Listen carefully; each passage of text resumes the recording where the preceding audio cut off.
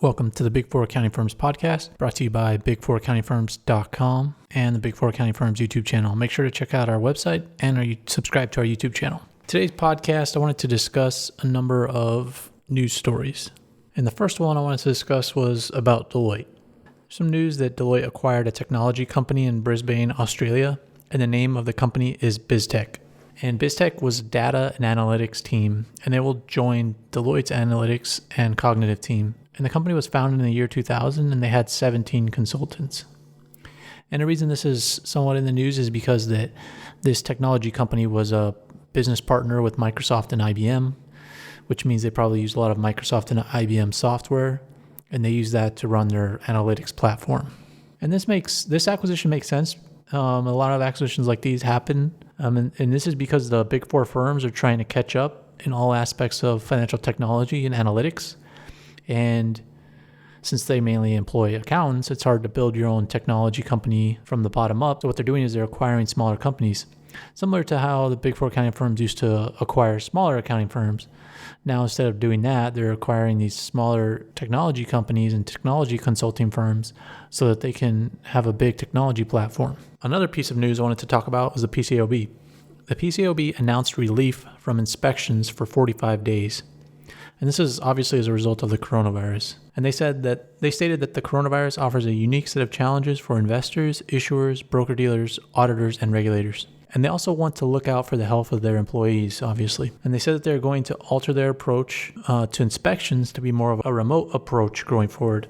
And this makes sense, obviously, to keep the chances of transferring the coronavirus down even after this quarantine period gets lifted. And they expect to fully resume inspections May 11th of 2020. They also said that they're doing this to give audit firms more time to consult with their clients about the various negative aspects of the economy. So that's pretty good looking out by the PCAOB, and there's probably going to be more to come on that. The next story is about PwC. PwC recently donated $2.85 million to various coronavirus causes. And before this, they also previously made $350,000 worth of donations to healthcare workers in China related to the coronavirus. But this is now in the US. And this is going to be given in the form of grants, and it will go to various relief efforts. $500,000 will go to Feeding America's COVID-19 fund. Another $500,000 will go to efforts to help health workers obtain protective equipment, and the remaining $1.5 million is going to go to various efforts. It's going to help health clinics, health workers, and it's also going to go to various cities across the U.S. to help them deal with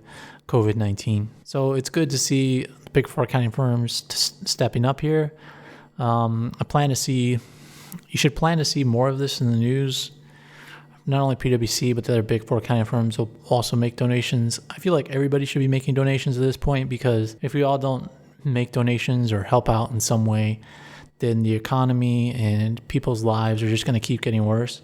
So the more that people are willing to give and help out during this time period, the faster the country, the world, everybody's going to get back on their feet. The more that people can help, even if it's remote. And the last story is related to Ernst & Young, and it's still coronavirus related. Apparently EY has announced that there's not going to be any performance bonuses. And I spoke about this in previous podcasts about how I thought this was going to happen. But apparently it's official now that there's not going to be any performance bonuses. And it's also not clear whether they're going to be giving any raises. But I would doubt that there's going to be raises. Well, obviously the reason they're doing this is to prevent layoffs. Now, I don't think there's any way that any big four accounting firm at this point in the economy can guarantee that they're not going to lay people off. There's just too many things going on.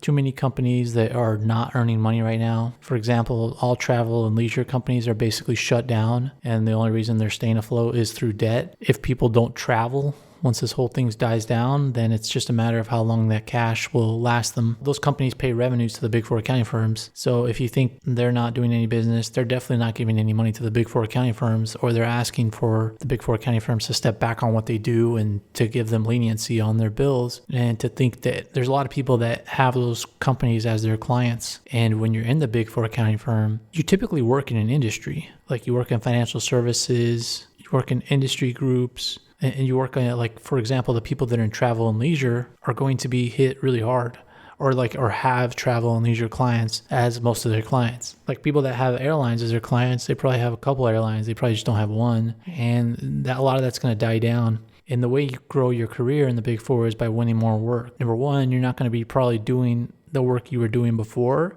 because that's going to be dying down, but also you're not going to be winning any new work. It's going to be really hard to say that everybody's guaranteed jobs. There's going to be opportunities after this, don't get me wrong, but it's probably not going to be in the same way. Things are going to change and people just have to be open to that change and not be fearful.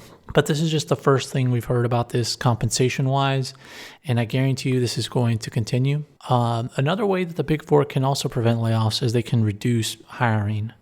And that might affect a lot of the people who listen to this podcast.